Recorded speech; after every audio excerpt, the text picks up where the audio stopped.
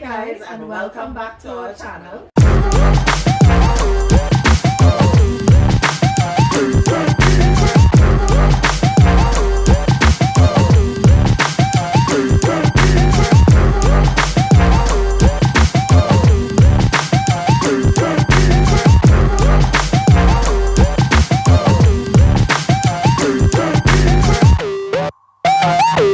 Today we are going to have two conversations in one, two for the price of one.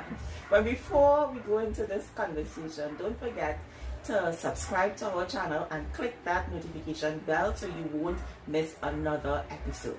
And to those of you already subscribed, we thank you for continuing the journey with us, and we hope that you are enjoying our content.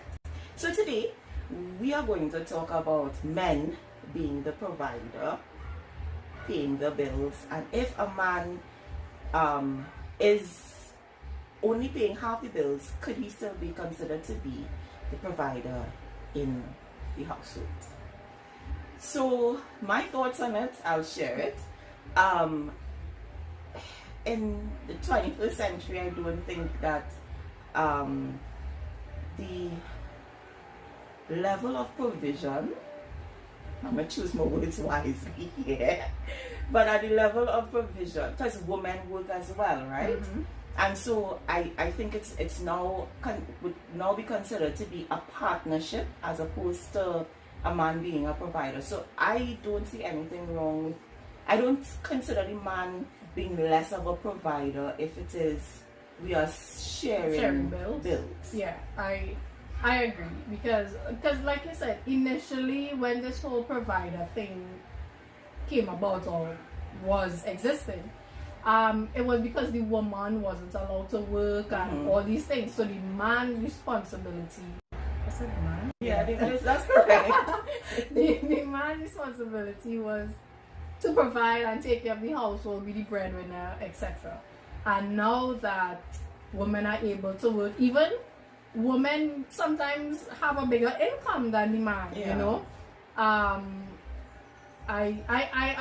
agree. It really doesn't take away from the man being a provider, his manhood or his manly provision means what exactly? Because a provider is more than just giving money. It's about safety and comfort and taking care of those needs that a woman can't do for herself. You know? Not only what a woman can't do for herself, but more or less like what she wants provided. Like even if she could afford it or something, but she still likes a man to, okay, so like she prefers a man to wine and dine her, but she could afford to wine and dine herself.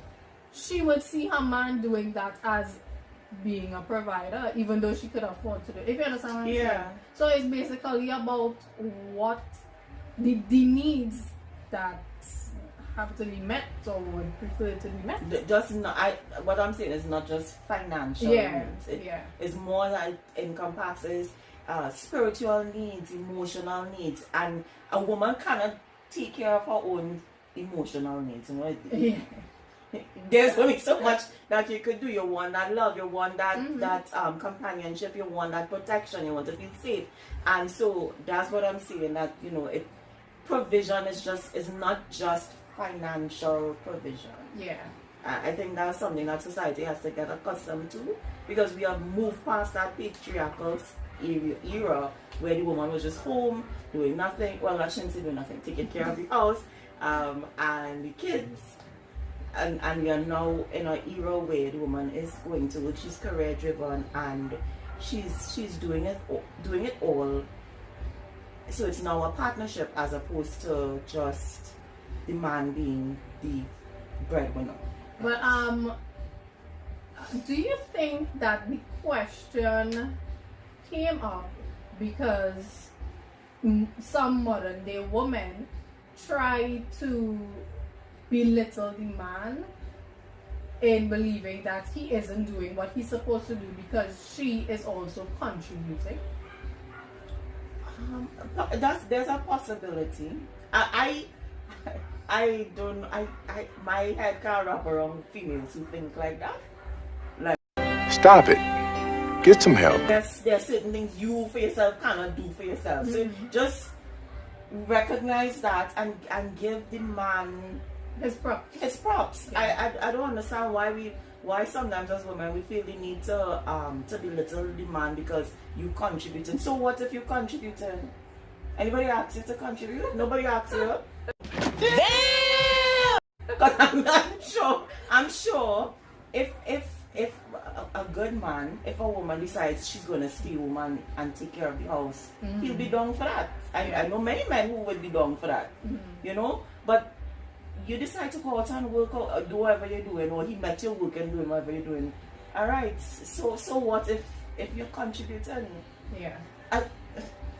So now we're not talking about the anomalies out there, because those women, when I hear them speak, they irritate me. Yeah. Because it brought me back to a post that I saw. A female was suggesting to men to take your 21 days vacation and pretend that you lost your job to see if your significant other would hold you down or would, step up. And I saw it, and a lot of people in the comments had a lot to say against the post, even both men and women, and I myself was like, that is so unnecessary. Like who would even think about doing that? So she clearly did. So that's what I was thinking, like, the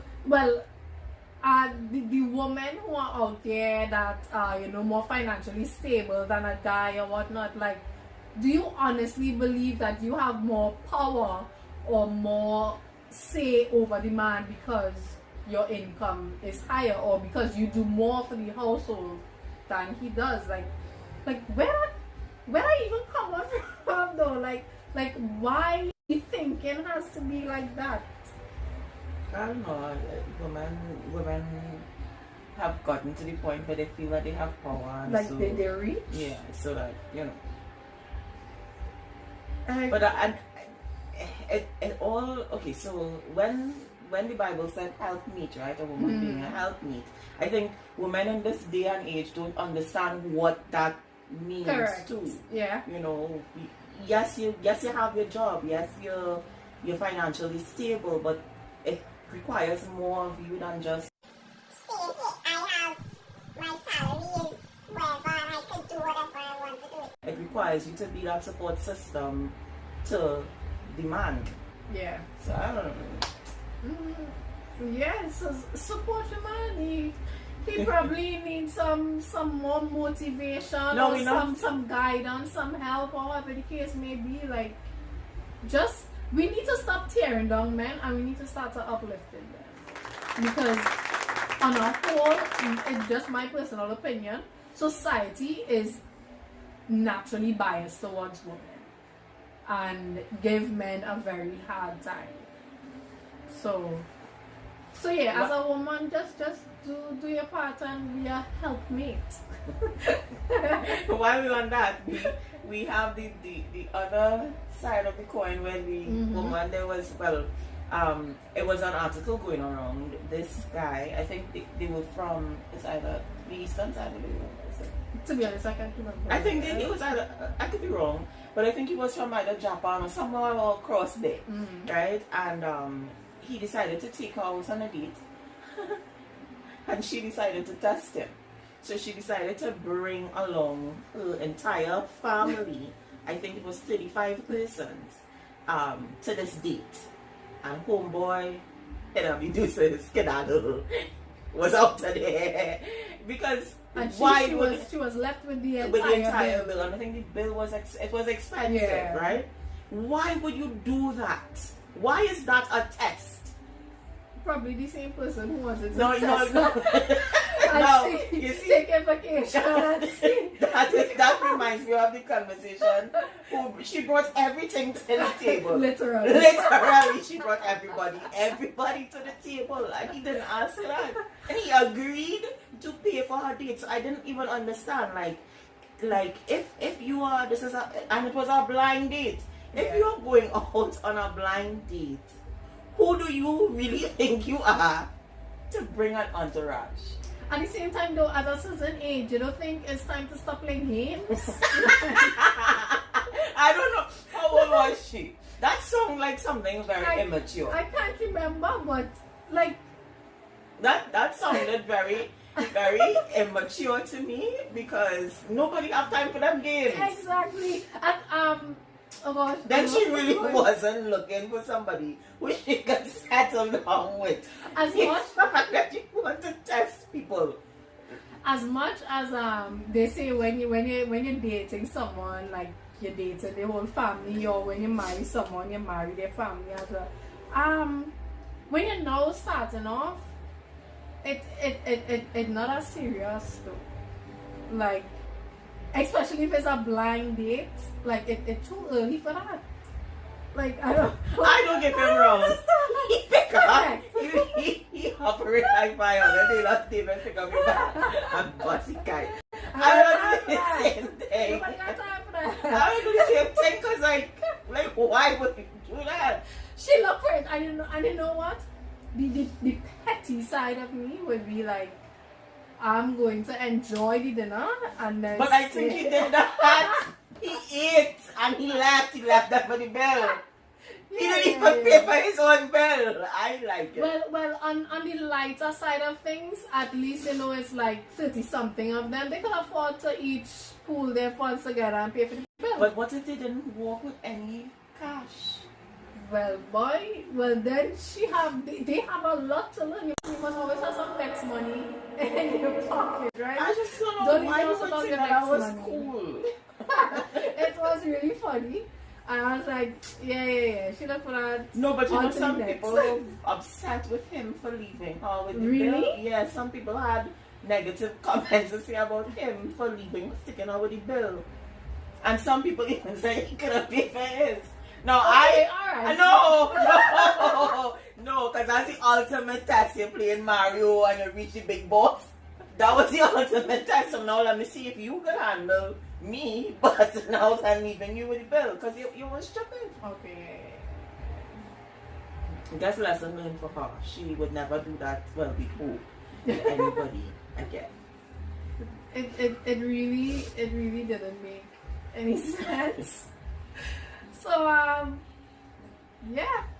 Well, yeah, I don't no question here for you guys. I mean, no. Well, back to our first question though. Do you think if a man pays half the bills, or if you are sharing bills with your partner, does that mean he's not a provider? What do you all think? You know, and see you in the next one. Bye.